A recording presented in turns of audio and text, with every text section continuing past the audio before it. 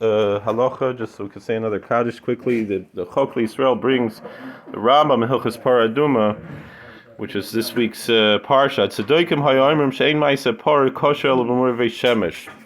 There was a cult called in English they called them the Sadducees. They denied the oral Torah and the afterlife, and sometimes most of the things they did were to try to be more lenient. But every now and then, just to kind of in their mind to be intellectually honest with themselves, but they really weren't being intellectually honest, as the Rambam is going to show, they would come up with something that was a chumrah also. So they had a stringency that when it came to preparing the ashes of the paraduma, the halacha is that generally with most things of tum and tahara, going to mikveh during the day is only like a limbo state, and then when the night falls, then you're totally pure. But when it comes to paraduma, it's enough just to go to the mikveh during the day, even you were tamei, you could be a tvul yom is what it's called, and still prepare the paraduma. And yet the Tzedokim, the Sadducees, wanted to be strict and said, no, you had to wait till nightfall. So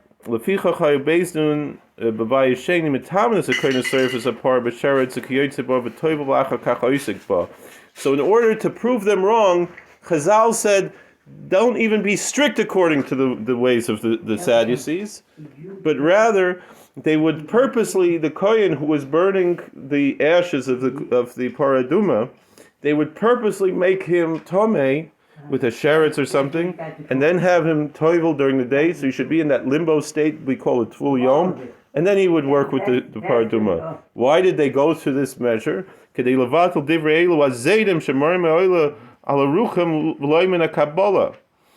was in order to cancel out the ideology of these wanton people who teach things that they just made up on their own without any tradition.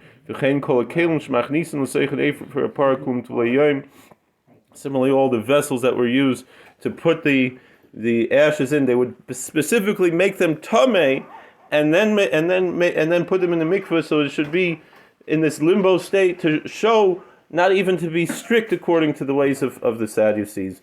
There was a story. There was one Kohen Gadol. The way that they got him to do this, they kind of tricked him. I think I'm trying to remember if it was Rabbi Yochanan ben Zakkai before the Chorban of Beis Hamikdash. He lived in the time of the Chorban, or if it was one of the Amoraim that he or the Tanoim rather, one of the Tanoim that he, because the Amoraim were after the Chorban, the Tanoim were in the time of the Beis Hamikdash and 200 years after. So there was a certain Tana, it's brought into Tosefta, Tosfos brings it down, that he put his hands on top of this Kohen Gadol while hiding a sheretz, something to make him tamei. I know in Yerushalayim there are a lot of these house geckos, so they're very small. Maybe that's what he hid, and he put it. And he said, "You're such a choshev Kohen Gadol.